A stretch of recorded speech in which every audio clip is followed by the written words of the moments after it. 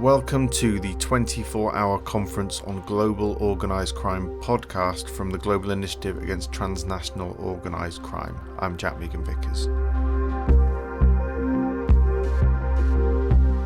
The 24-hour conference on global organised crime took place online in November 2020 and was organised by the European Consortium of Political Research Standing Group, the Centre for Information and Research on Organised Crime, the International Association for the Study of Organised Crime, and the Global Initiative Against Transnational Organised Crime.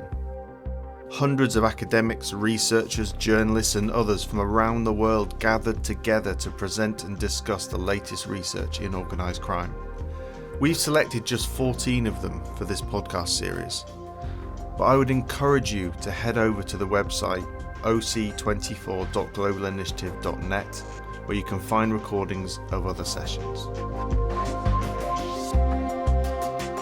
In this episode, you'll hear the session Criminal Careers of Italian Offenders.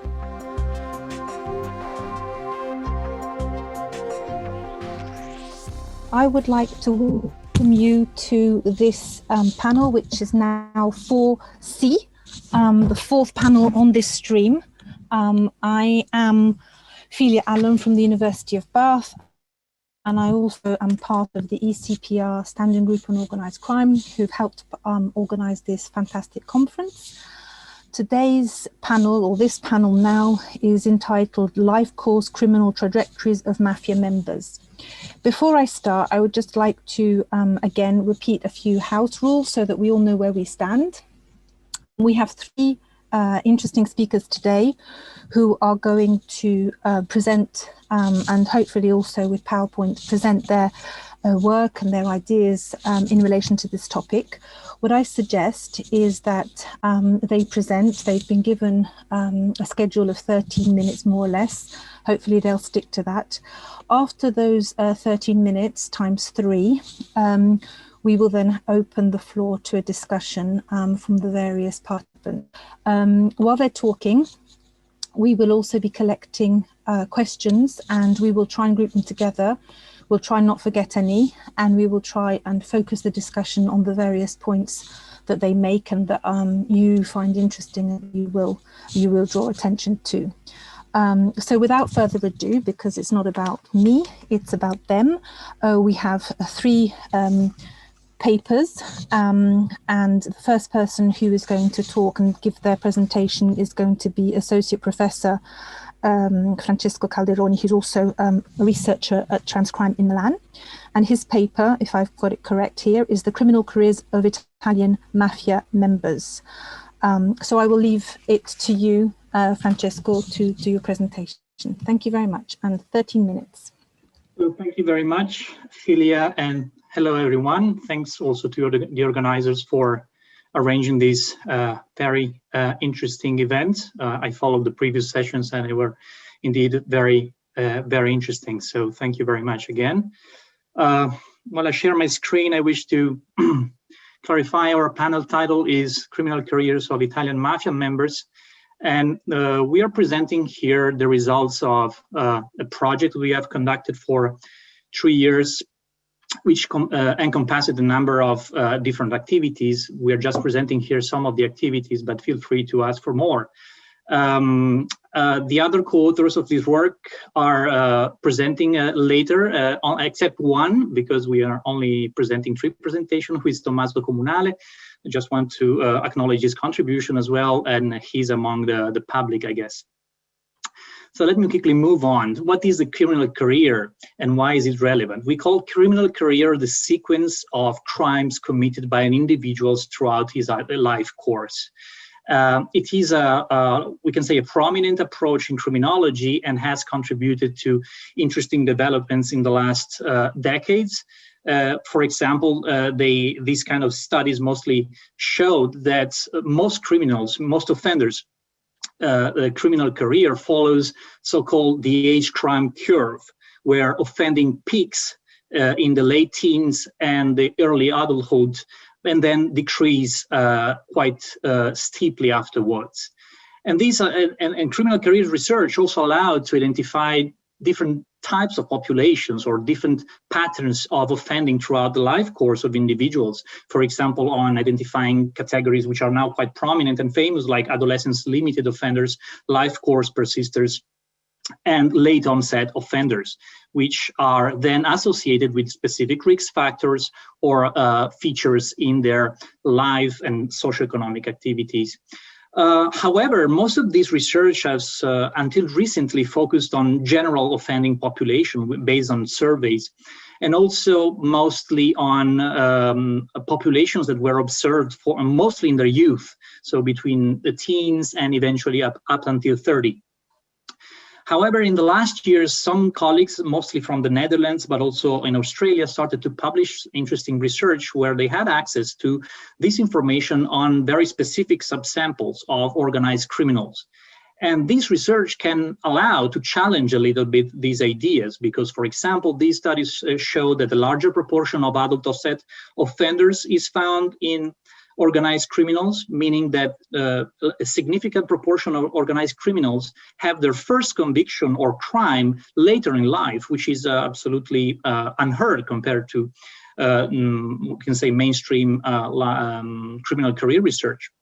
And also they showed another interesting pattern, which is not really surprising for those interested in organized crime research, but that offending persists even later in life. And that's another surprising element somehow. So the idea of this presentation, my presentation, is a kind of introductory presentation also to lay the ground for the other presenters. I will give an overview of the criminal career of a large sample of Italian mafia offenders, and I will tell you how we got the data and what we have in the data.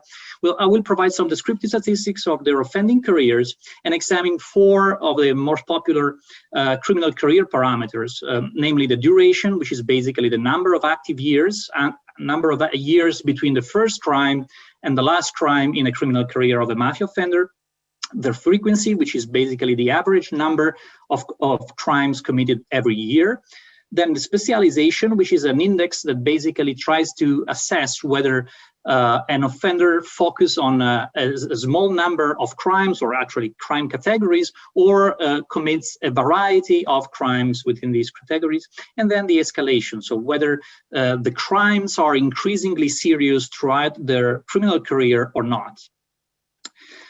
Our data, we had a great cooperation with the Italian Ministry of Justice, and I wish to acknowledge their contribution because without them we couldn't present these results. We had a great interaction with both the prison administration, which is called the DAP in Italy, and also with the Casellario office, which is the criminal records registry in Italy. And basically, we started a process where we were able to select more than 11,000 individuals who have been convicted at least once in Italy for a mafia offense, and mostly mafia-type criminal association, the offense that is quite famous around the world even. In total, our dataset includes information about more than 178,000 offenses committed by these 11,000 and more offenders, and of course, throughout the span of their career. So we have, I think, the largest data set of organized criminals so far presented in the literature. And we explore our data set to understand a little bit more about these criminal careers. So you can see some descriptive statistics. I won't, of course, delve into the details of all of them, but one interesting thing is that the average age of the first crime, remember, is about nearly 24 years old. But the average age at the first mafia offense is about 34 years old. So remember, just this item, I think, is a take-home message, which is very interesting. Of course, entry into the mafia, at least based on our data, occurs on a relatively adult age. But at the same time, the offenders have, on average, we can say, a kind of 10 years of active criminal career before joining.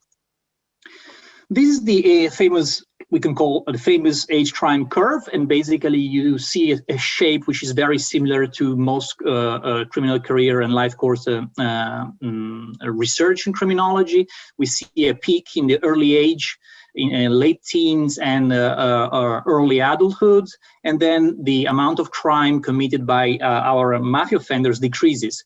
One interesting thing, however, is that it doesn't converge to zero immediately, and it stays, we have a fair amount of offending even in the 30s and in the 40s, which is already somehow unusual for these kind of assessments. I'm sorry, this was the age crime curve. And actually, the previous slide was the age of first crime, which, as I said, occurs on average at 23 years old. But you see the peak occurs at 19 years old. And conversely to what I said about the age crime curves that shows some differences, in fact, we see very many similarities with the age of first crime or the age of onset in our mafia offenders. As most samples displayed in the literature, they start offending at a very early age, and their first crime is when they are mostly very young. On the contrary, the age of first mafia offense occurs later in life. On average, you remember the average age is about 34 years old. And you see that we see quite a variety of patterns here. And because in fact, some of the mafia offenders join very early in their life, and some of them committed the first mafia offense very late in life, in the 50s and 60s. These some descriptives about the types of offenses that we have. You remember we have 178,000 offenses in our data set. Most of them are weapons and explosive, mostly felonies, so serious crimes about weapons and explosives. And then we have extortion, and then of course mafia association, which is like a criterion office that requires to be present for inclusion in the data sets, and then theft, murder, fencing, illicit drugs, robbery, and so on. Of course, we had a very detailed information since we had access to the Italian criminal record registry. We had to aggregate a little bit our different offenses in different categories. This is a aggregation in 30 categories. So how about the parameters of the criminal careers of mafia offenders? Well, these are the average scores again, just to give an overview. On average, the duration of their criminal career, so the time between the first offense registered and the last one, the duration spans for about 16.5 years, which is an average compared to the literature very long. And that's not, of course, surprising given the peculiarities of our sample. Frequency is 25 crimes per year. It may appear relatively low, but still it's fairly high compared to what we've seen in other studies. But here I must remember that we are focusing in on final convictions. Of course, criminal record registry only records final convictions, which are which require and impose a final sentence in the Italian system. Therefore, of course, our data sets is at best an underestimation of the offending patterns of our sample. And then we have specialization. We computed the specialization as a so-called diversity index. If the index the index ranges between -1 and 1, if it's towards 1, it means that the offenders on average commit crimes among many of the available possible categories. And the fact that we see an average score in the range of 0.75 and 0.69, depending on the number of categories, suggests that our mafia offenders on average show quite a versatile career. They commit various different crimes. We don't have many offenders who only commit one category of crimes, for example, only robberies, only drug trafficking, only extortion. And then last, we have escalation. On average, we see positive values. That means that the seriousness of the crimes committed by mafia offenders slightly increases throughout their criminal career. Let me show you some distributions just to give you an idea of what I just said.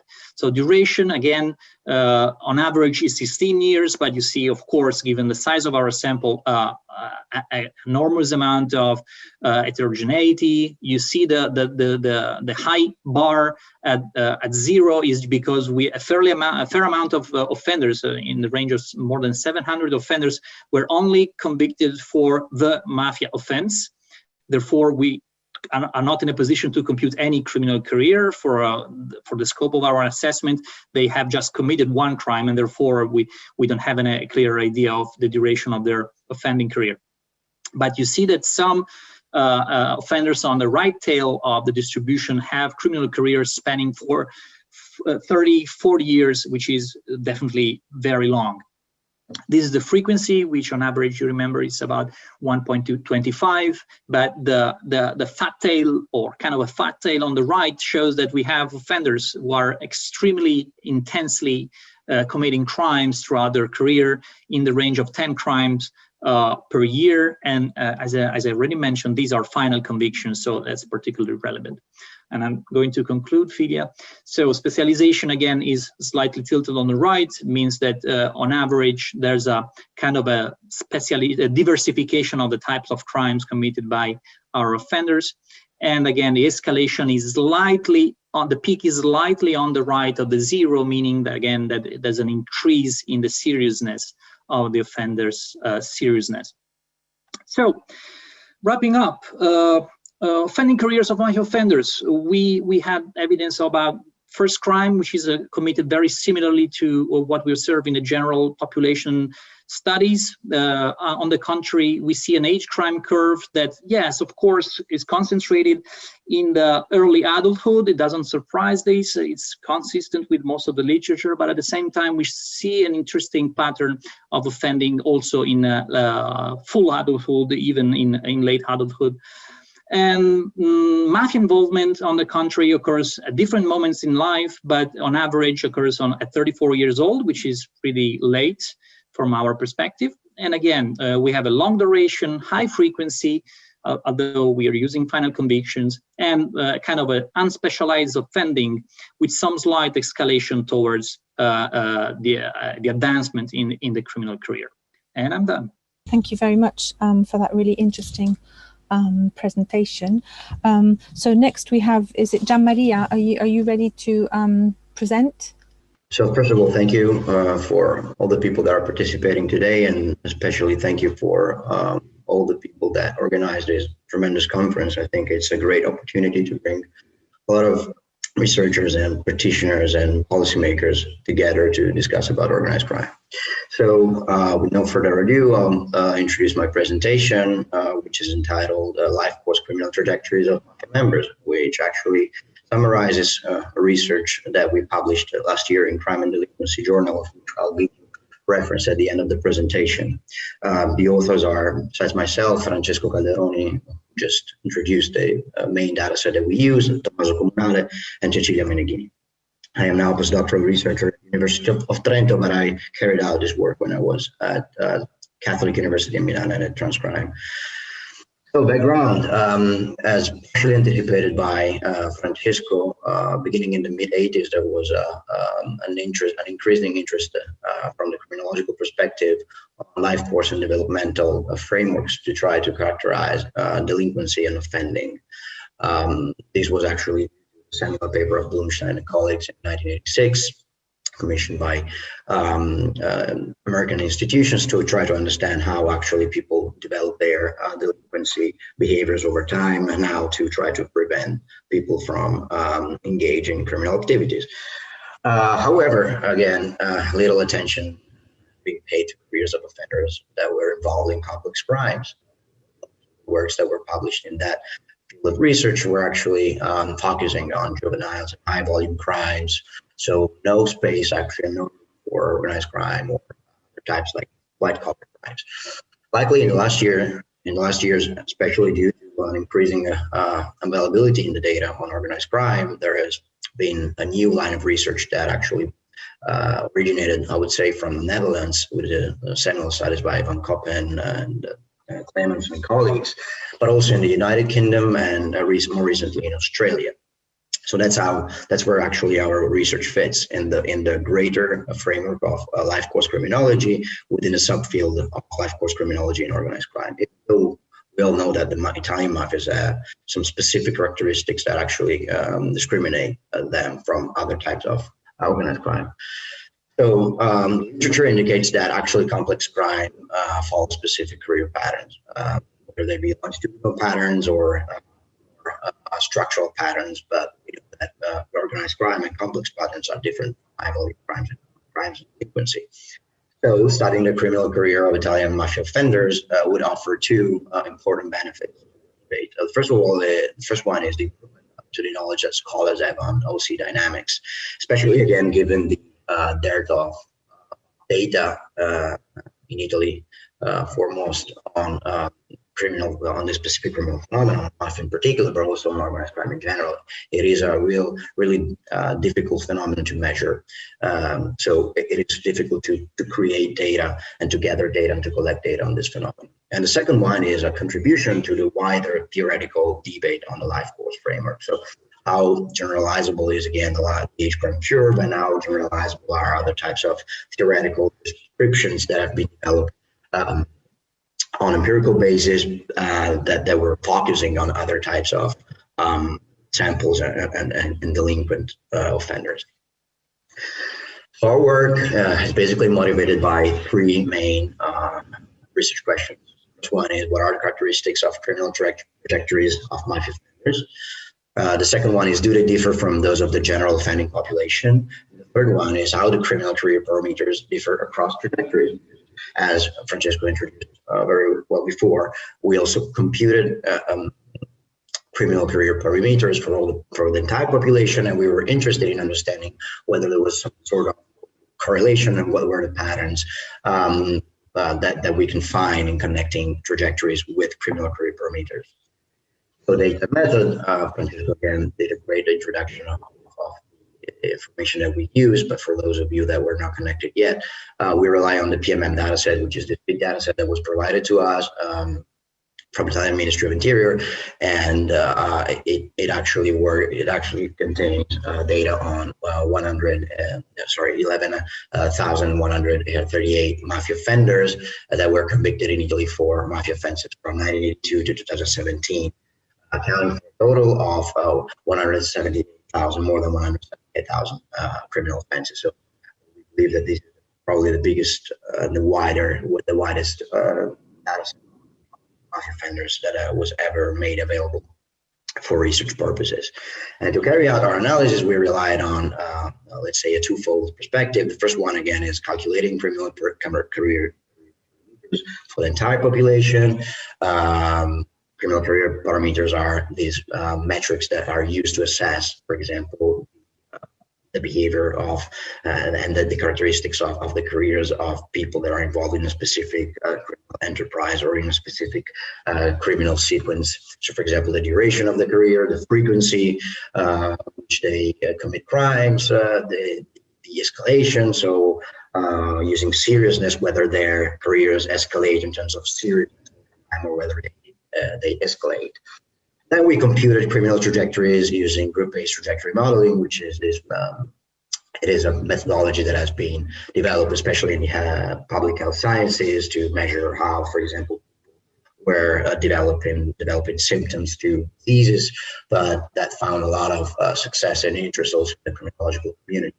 It was actually proposed by David Megan, who is, for those of you that don't know him, it was also awarded the Stockholm Prize of Criminology, so it is one of the most important criminologists in the world. And this is a sort of be interested in quantitative method. It is a sort of picture models that try to understand whether they can tangle different strata within the same population to try to map the heterogeneity of a certain phenomenon. And this is actually what we found. First of all, the interesting thing is that there's a lot of heterogeneity in our sample. There's no single type of mafia offender when we look at sequences of attacks. Sequences of that was from my terrorism research part of the brain. Anyway, we have 5 trajectories in the end. The first one, low frequency offenders that account for more than a third of the entire sample. Then we have HPO, which is high persistence offenders, which is a small part of the sample, 8.6%. Then we have early starters, that is the 24.9%, that are people that actually start committing crimes really early in their lives. And then we have high frequency offenders, again, 0.7% of the entire sample. The percentages might seem small, but remember that we're talking about a sample 11,000 individuals. So that is a relevant number of offenders in absolute terms. And then we have moderate persistent offender, MPO, 21.3%. So we see from these trajectories that actually map the mean number of crimes that each individual commit at a certain point in their lives. So we have age on the x-axis, and we have the mean number of crimes on the y-axis.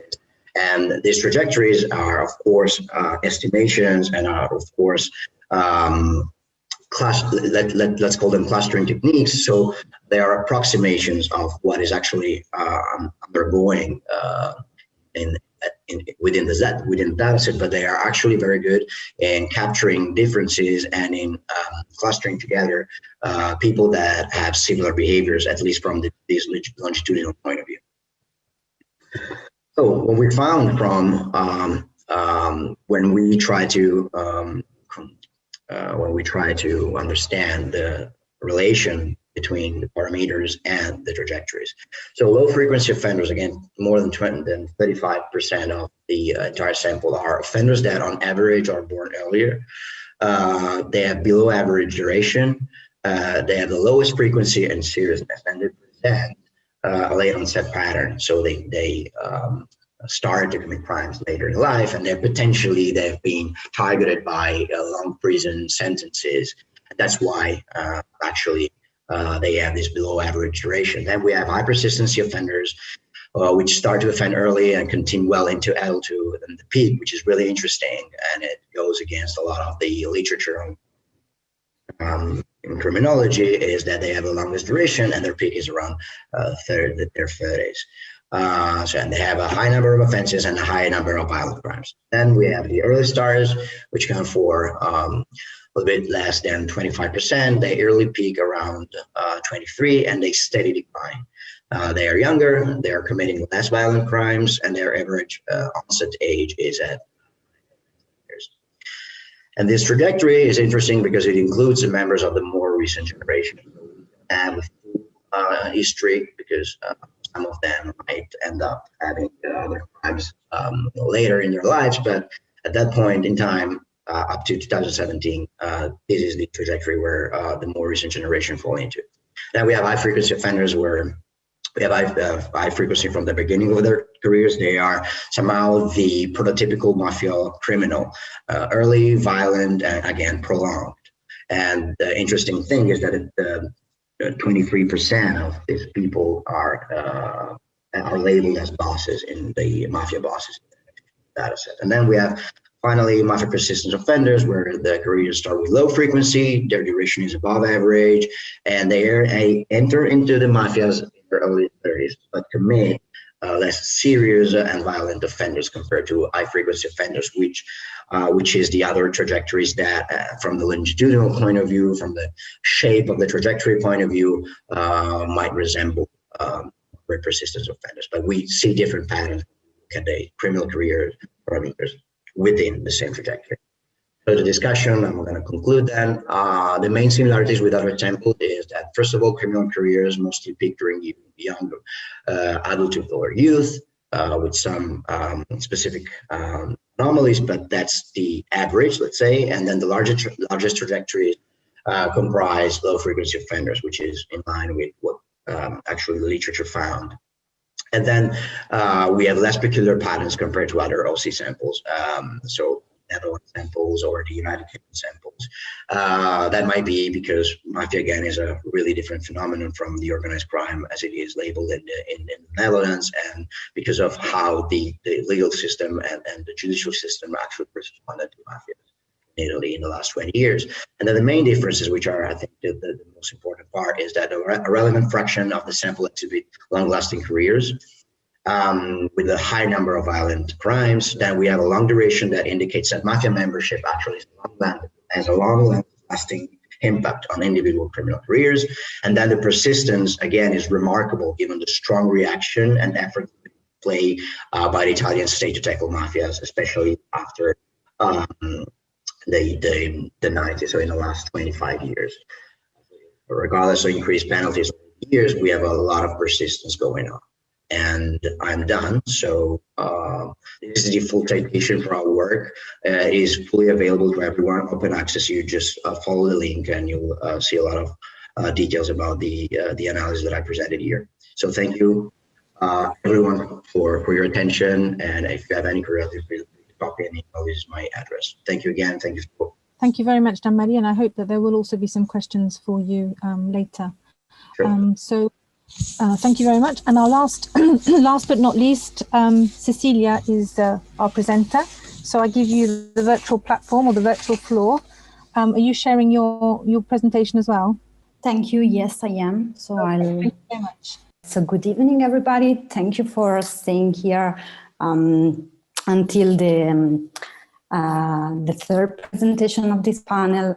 So my name is Cecilia Meneghini. I am a PhD candidate in criminology at Università Cattolica del Sacro Cuore.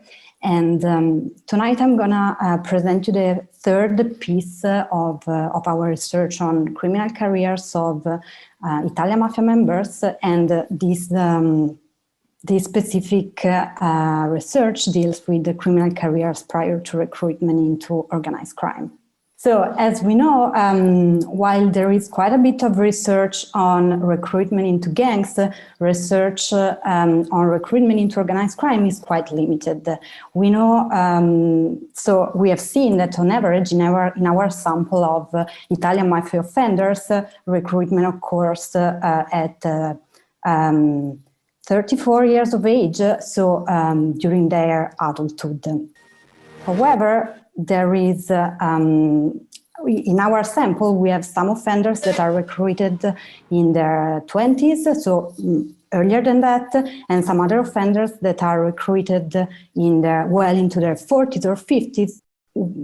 So we also have evidence that there are different pathways of recruitment into organized crime that are linked mainly to two sets of factors. On the one hand, social relations. So you get into organized crime because you have relatives, friends, or work ties that are already mafia members, basically, and that's how you also get recruited. Another set of factors is linked to criminal skills and basically the capacity of using violence, the fact that offenders are trustable, or their specific work skills. So these are factors that are appealing for criminal organization and may lead to a recruitment of offenders. So we have some offenders, as we said, who are recruited at a relatively young age. And we know that the factors associated with a young recruitment age are an early onset, because basically offenders are already embedded in a crime-prone environment, and this leads them not only to the early onset, but also to an early involvement into organized crime. At the same time, signaling theory posits that committing violent and serious crimes in cooperation with other offenders can be seen as a mechanism to signal credible commitment to the group, especially for young offenders, who may also exploit co-offending in violent and serious offenses as criminal training before their recruitment. So more in general, in these type of settings of crime-prone environments, a social learning within kinship relation can facilitate an early involvement into organized crime. On the other hand, the mechanisms that have been linked to a late recruitment age are very different. The literature highlights how specific professional skills and expertise are achieved only later in life. So for this reason, late recruits may have a late onset, or also even the absence of previous criminal records. They may have a higher crime specialization and higher education levels.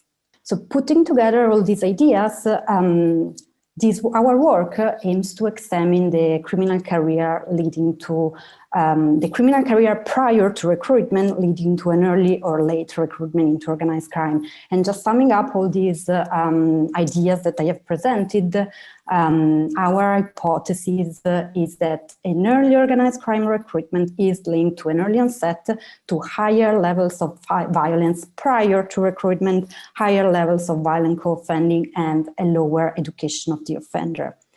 At the same time, late organized crime recruitment is assumed to be linked with the late onset, a higher crime specialization prior to recruitment, lower levels of violent co-offending, and higher levels of education. So to investigate this hypothesis, we relied on the PMM dataset, so the same dataset that has been presented to you by my colleagues, and where the age of recruitment has been operationalized with the age at first mafia association offense.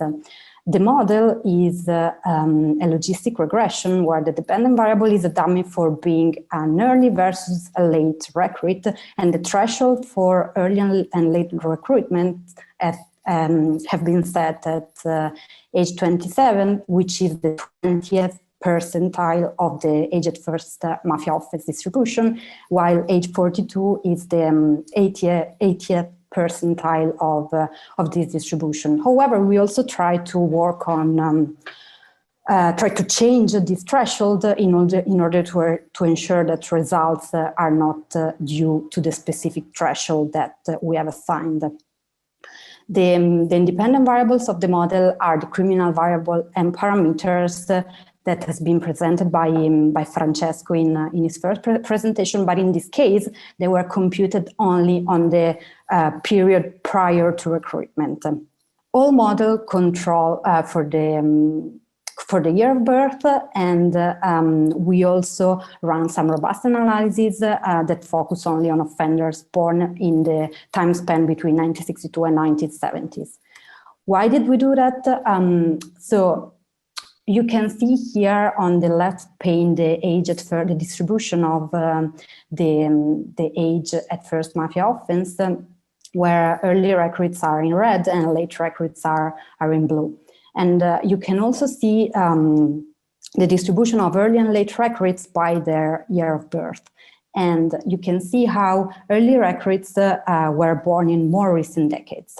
Why is this the case? This is the case because the action of the law enforcement against the Italian mafias was especially intense in the 80s. So basically, offenders who were born in older decades, they may have been classified as late recruits because due to the law enforcement action in these years, they might have joined the criminal organization earlier, but we were not able to detect that, basically. On the other hand, younger offenders are early recruits by definition because they did not reach older ages yet when we collected this data. So to control for these potential issues, we did two things. First of all, we controlled for the year of birth in all the models.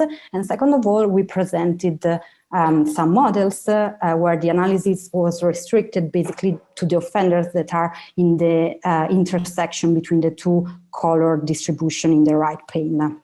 So offenders born between 1962 and 1970, sorry. These are the results of the full model, so including all the offenders. These results are presented in odds ratio. We can see how early recruits have a lower onset age. They committed fewer crimes. Actually, they were more specialized. They had the crimes they committed were more serious. They committed more violent co-offenses, and they also had a lower education level. Results are basically symmetric for late recruits who have a higher onset age, and they committed more diverse crimes, less serious.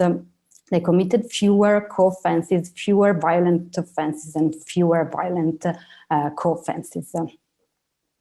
These are the results for the restricted sample I was discussing before, and these results are virtually unchanged. So all the direction, significant levels, and also the magnitude of the coefficients remain basically the same, so confirming the robustness of our analysis.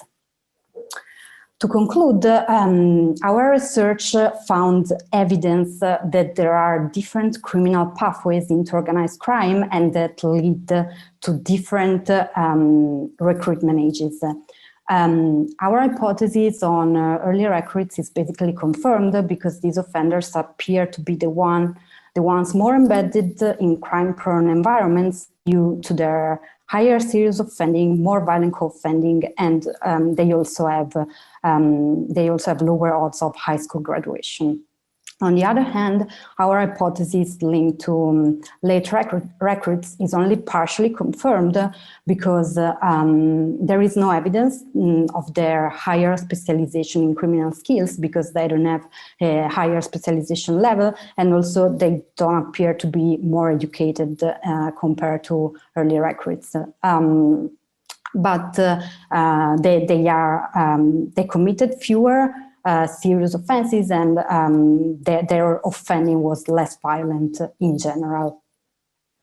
This was it. Thank you for your attention. These results are actually from a paper that is currently under review, so it's not publicly available, but in case you had any question, feel free to contact me at this address. Thanks. Thank you very much, Cecilia. So one thing that comes to mind as somebody who works on organised crime is that this is a very interesting and important contribution that you're making.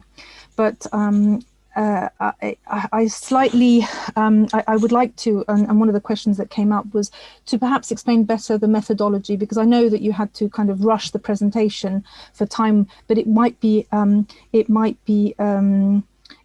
helpful for those listening in, what kind of methodology that you used. And also, I would also kind of maybe highlight the limitations that your approach adopts, and perhaps how it could also be usefully, I think, combined with a more qualitative approach. In other words, this is, and I think there is space for both quantitative and qualitative methodologies. I don't have a preference, although I'm more a qualitative person, but I think that in order, a contribution for practitioners, for policy makers, as academics, I think it's our work to work together in terms of mixed methods and trying, and this is very quantitative based. So I would like for you perhaps to talk about the methodology, the limitations that you've encountered, because I get the impression that it's very kind of contextless. In other words, it's a kind of data where there is need for some nuance about, for example, and I'd be interested to hear what Francesco says, because he was underlining the importance of the fact that you were using data that was just based on the final conviction, and maybe you can underline the importance of that to the people who are listening. The differences perhaps between groups, because it wasn't clear. You talked about the Italian mafias, but perhaps there were people in the data that belonged to other organizations. So about mafia, and we're automatically assuming that it's Italian nationals, and maybe there are people in that data set which are not Italians and which might belong to other associations. The question of gender doesn't come up. I'd be intrigued to understand how that breaks down in terms of gender, and also the minors. Under 18s, you talk about your data set coming from the Ministry of Justice and the DAP, but what about the whole kind of under 18 children or young people who are also perhaps starting their criminal careers? So I'd like to sort of maybe ask you, Cecilia, and Francesco, to sort of, engage with some of those questions.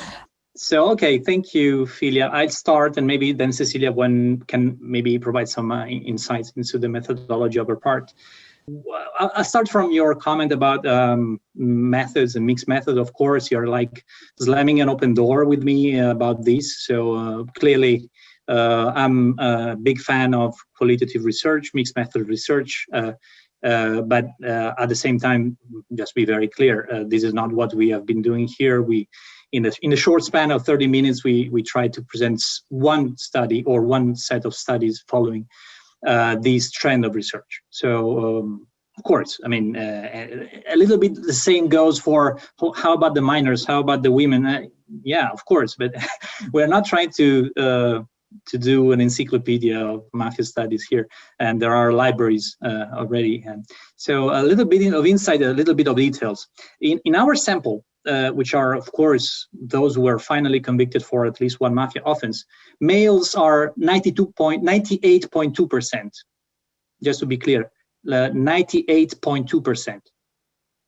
So I think this also calls into question a lot of research in general. So if we want to, for example, discuss, there's a thriving and very interesting, I think, literature on women and organized crime. Well, as far as the Italian mafias and final convictions for mafia membership in Italy, it's 98.2% males. So we can discuss, of course, we can open a Me Too discussion and we should convict more females. Or we should maybe consider that it's very likely that at least in the early years, women were disregarded by the criminal justice system, of course. But at the moment, this is what we know.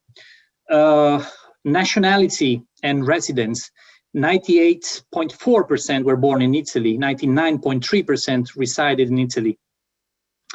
So again, our sample, which of course has limitation, but as far as I know, there's the largest sample of organized criminals ever assembled, is very much a focus on Italian, native Italians, ethnic Italians, as far as we know. We didn't have time, of course, to devote attention to different groups and types of organizations. Of course, we had it, and we also published a big report on this analysis, which is already available. I will later share it on the chat, and is on the Project Proton website, which I'll also share on the chat. 37% were, let's say, Sicilian mafia members, about 30% Camorra members, 16.2 Calabrian mafia, so 'Ndrangheta members, and 15 Apulian mafia members overall. So we had quite a overrepresentation of Sicilian mafia offenders, which is, I think, perfectly in line with the fact that most of the effort of the Italian criminal justice system, at least until the last, I would say, 10 years, was concentrated on Sicilian mafia. We have 4 anti-mafia prosecutors' offices in Sicily, whereas we only have 2 in Calabria, and that's just also a result, of course, of the working of the criminal justice system, definitely. So I think that's a little bit about the framework and the data, or what we have, of course.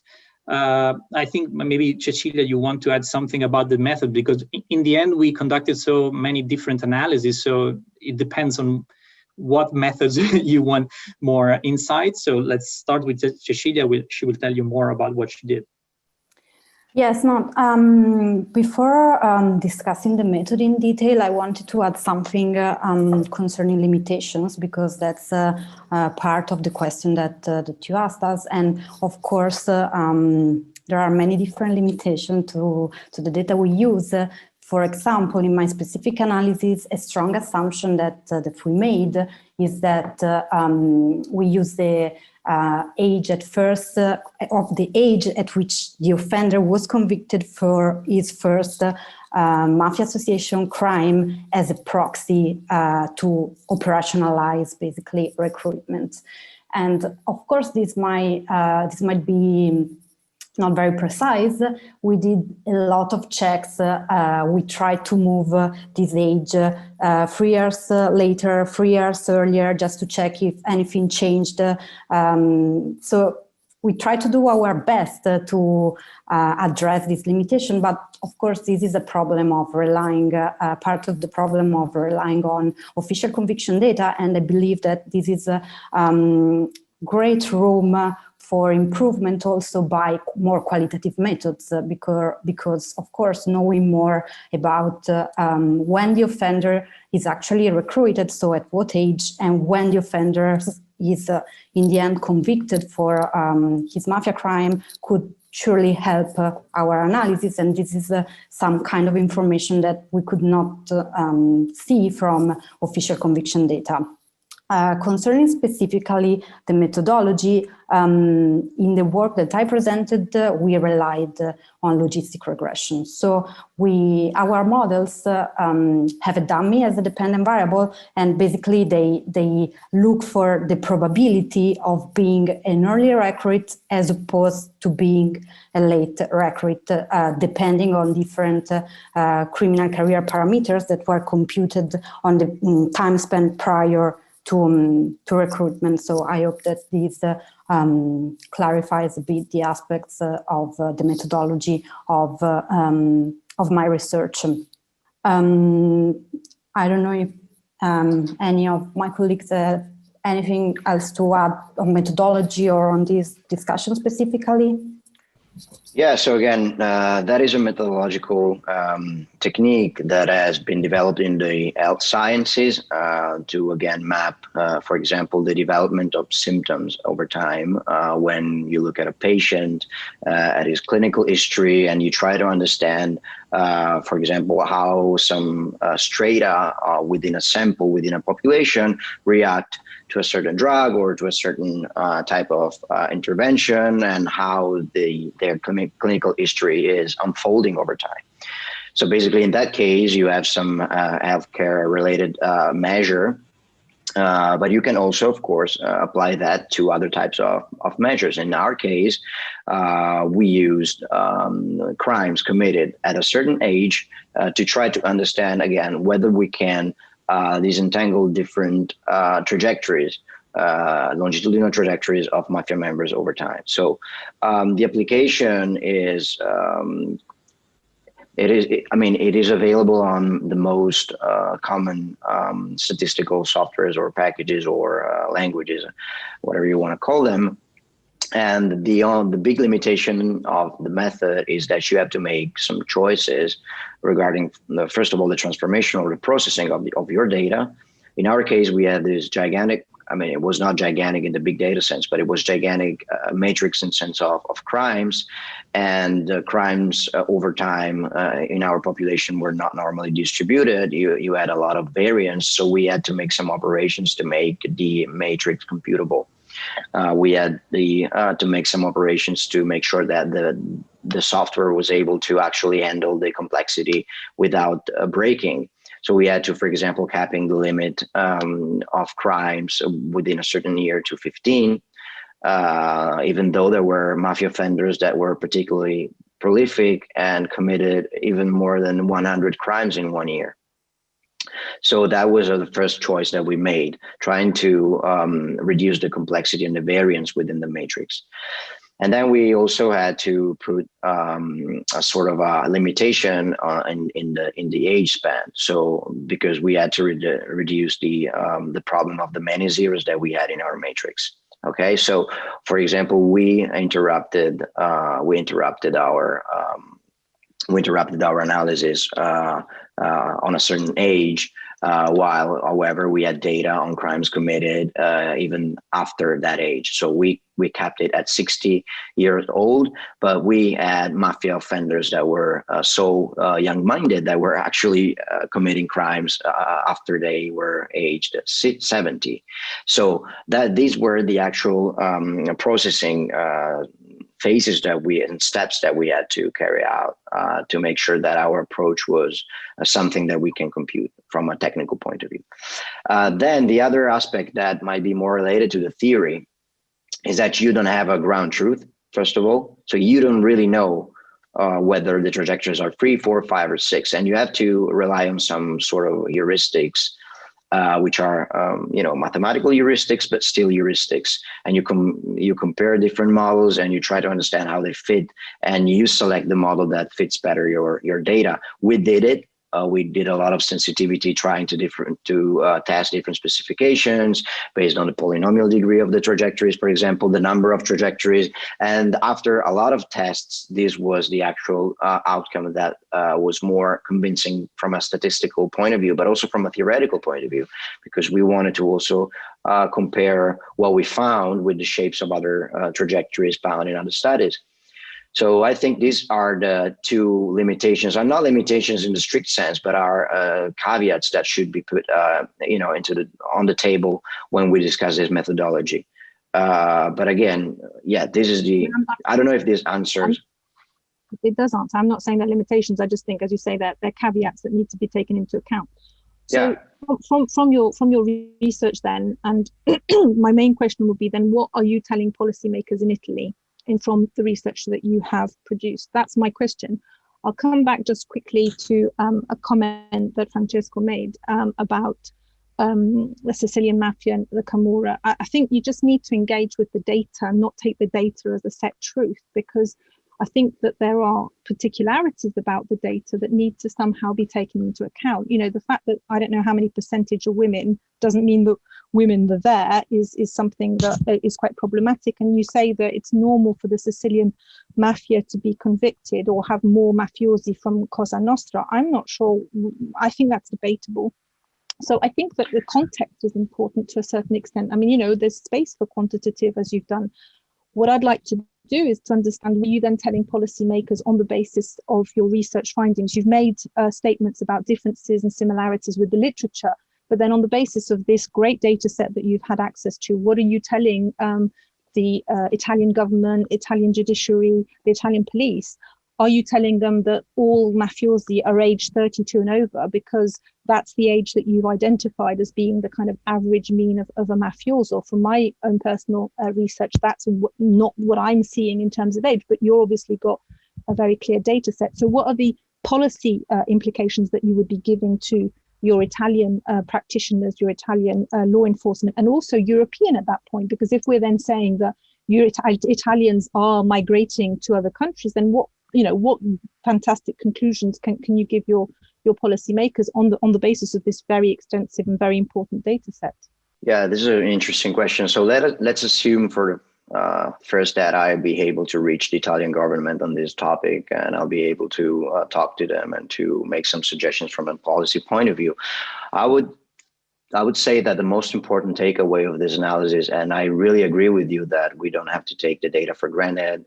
Data are great, but we have to make some caveats very clear, and they are filtered. They're filtered from, the judicial system. So they are, let's say, a picture of what the greater and more complex reality is. But anyway, there's a big takeaway, I think, from a policy perspective, which is that there's no one-size-fits-all policy when we have to deal with mafias, when we have to counter mafias, but especially when we want to prevent or prevent mafia engagement and mafia behaviors. So we see that there's a high heterogeneity within our sample. That means that you cannot really rely on just one intervention or just one set of policies to make sure that people won't join the mafias and to combat the mafias. You want to target the different trajectories, whether one trajectory is 21% or 23% or 30%, it makes a slight difference, but that's not a real difference from the content point of view. What you want to address here is that you have people that engage in mafia activities at different stages of their lives, and you need different interventions. Those that engage in mafia activities when they're 19 years old are really different people from those that engage in mafia activities in their 30s. Even though the ones that they actually join mafias in their 30s have some sort of other delinquent history or criminal history, these are different people with different histories, with different causes and motivations and pathways to mafias. And you have to be able to address them all. And you have to be able to account for the complexity, because otherwise you're going to miss part of the picture, which is decisive if you want to have a long-term strategy. And I think this is crucial also from an European point of view, regardless of the fact that I'm not a big fan of bringing the Italian context to Europe. Even though there may be an Italian mafia offender in Germany, it is likely that his history or her history is really different from the development of the mafia offending patterns that we can find in Italy. But anyway, the takeaway in general from the life course perspective is that within different samples, within different populations of criminal offenders, you always have heterogeneity, and heterogeneity really requires a tailored and tailored strategies, tailored policies. You cannot really rely on just one set of policies and think that you are going to rule out the problem of mafias or complex crime in Europe and Italy.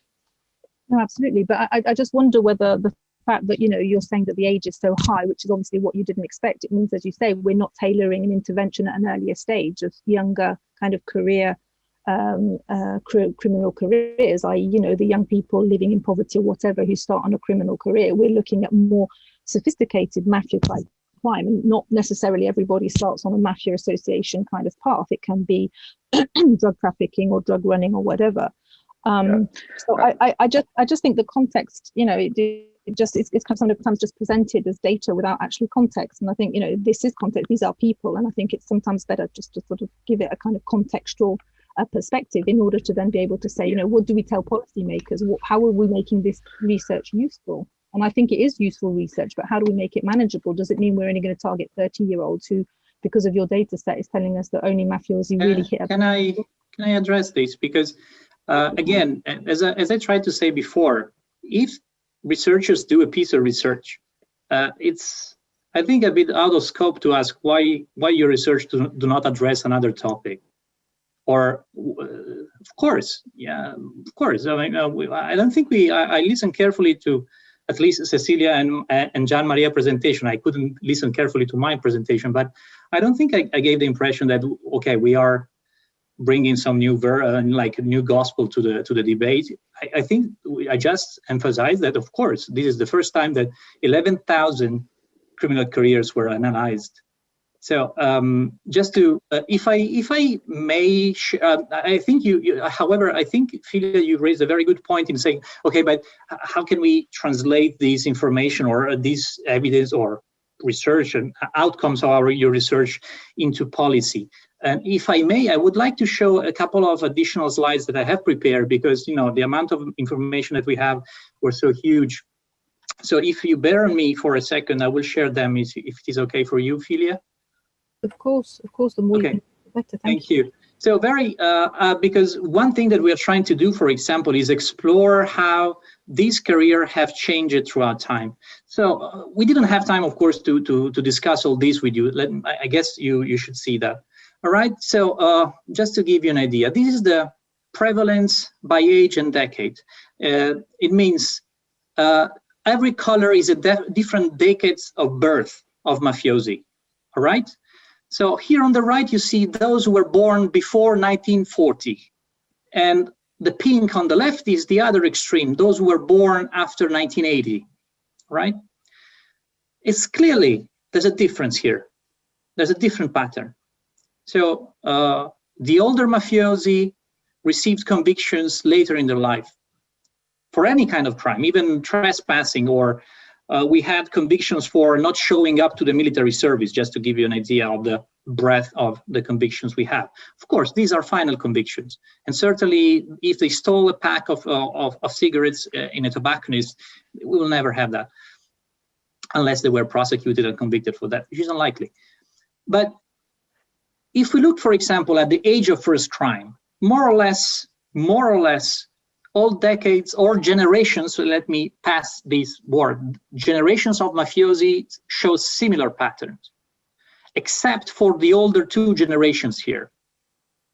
If we look for violent crime, especially in the early ages, again, very similar patterns, except for the older generations. The only thing that changes and stays exactly the same is the age where they were convicted for mafia offenses, of course.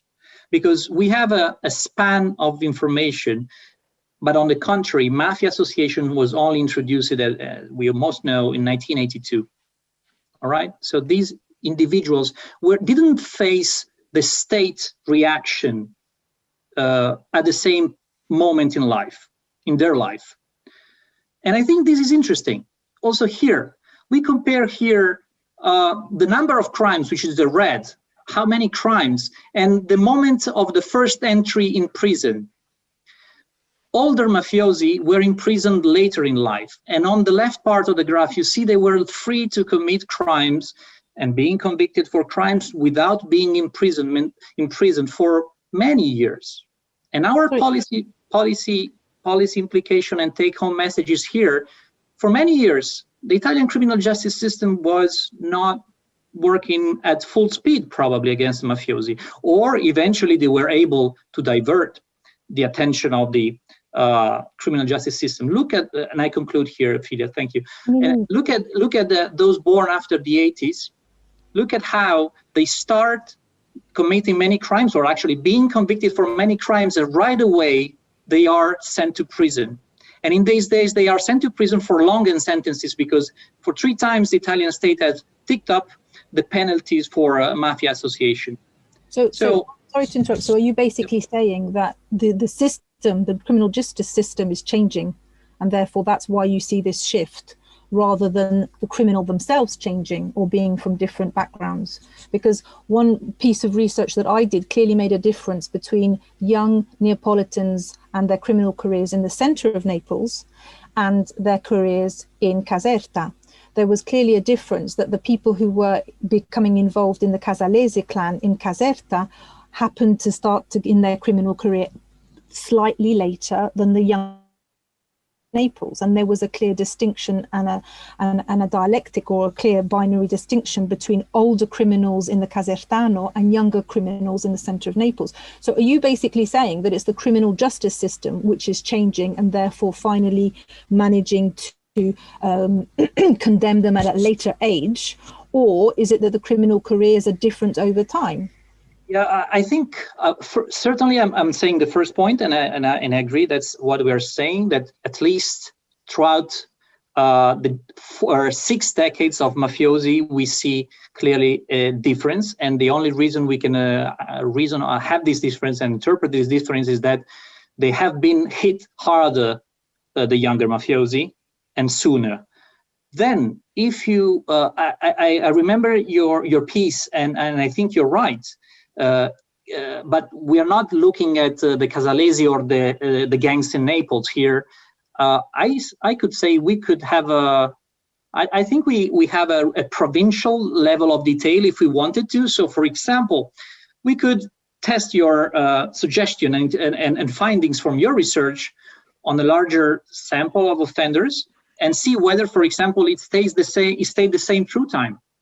Because maybe this differentiation in the careers that you mentioned, and it's indeed very relevant and very interesting, because of course the Casalesi are different from the gangs in the Camorra groups in the city center. Is it stable over time? Has it changed over time? Were they impacted by the criminal justice system? This is what our analysis can contribute a little bit. Of course, it's not the final word. In relation to that, one could also say that the quality perhaps of the judges and the anti-mafia judges has also changed. I mean, one consideration is that we're looking at more women being condemned because there are actually more women anti-mafia prosecutors. The first woman prosecutor in Italy was in 1962 or 64. So it's not necessarily the criminals themselves you need to be thinking about, but also the context and the system. But you're making an assumption that female judges or prosecutors are more likely to prosecute and convict females, which frankly, I don't know. Well, on the research that I'm doing, that seems to be the case. But anyway. Yeah, but you're making an assumption that can be tested. So either we have evidence of that, either... We'll see. You'll see my next publications. But anyway, are there any kind of... We're coming towards the end. Is there anything that you would like to summarize for the audience that we still have with us in terms of perhaps the link with practitioners and how this can be useful research? I think it's Gianmaria who was kind of, being a bit wary and diffident about Italy and Europe, but I still think I might be unique in this. I still think there is a lot that we can learn from the Italian context. It's not all great, but I think that there are lessons to learn. And you were saying, oh, maybe not, but I still think, so maybe. Yeah, I was not saying. As concluding remarks, sorry, just to conclude, because we're now coming up to the end of the session. So please. Yeah, no, I mean, I was not saying, that was not my point. I was not saying that the Italian example and the Italian anti-mafia strategy is not working. What I say is that we need more data, we need more engagement with policymakers, and I think that is crucial. It can be just a collaboration or a partnership that lasts for the timeline of a European project or a national project. We need to engage more and more. And I think we have a responsibility as researchers to step out from the ivory tower and try to connect with them. But they also have the responsibility to try to listen to us. I mean, we are living in the COVID-19 pandemic, and we see how science and policy should be able to communicate. And I think this is crucial. And I think it's crucial also from the mafia or organized crime point of view. So I was not saying that we shouldn't bring the Italian example to Europe. I was saying that probably at the individual level, trajectories are really different. And there may be different causes and different pathways that lead people to join the mafias. And there may be different behaviors because different institutions in different countries respond to organized crime actions and crimes in different ways. So I think that... I'm sorry if I misrepresented you. That's not what I meant. Okay. But there is always an anti-Italian perspective. And that's why I just wanted to sort of draw in the importance of your kind of research to a more bigger and a more important European context. And I think you're absolutely right, is that, it is our role as researchers to try and kind of, link the empirical to the policymakers and to the practitioners and bring that all together. So on that note, if that's okay with you, because I'm being told that I have to wrap it up, I'd like to thank the three of you very much. And I'm really sorry that Gianmaria, you left the room and then you came back in. I'd like to thank you very much for your contribution. If people want to contact you, I'm sure they can find your details, but it was a really interesting discussion. So thank you very much for contributing to this conference and to a very interesting panel. Thank you very much. Thank you for organizing it. You were listening to Criminal Careers of Italian Offenders. If you'd like to get more information on this topic and the speakers, head over to the conference website, oc24.globalinitiative.net. There you can also find videos of most of the talks, including a number of discussions that are not part of this podcast series. This was the 24-hour Conference on Global Organised Crime podcast. I'm Jack Megan Vickers. Thanks for listening.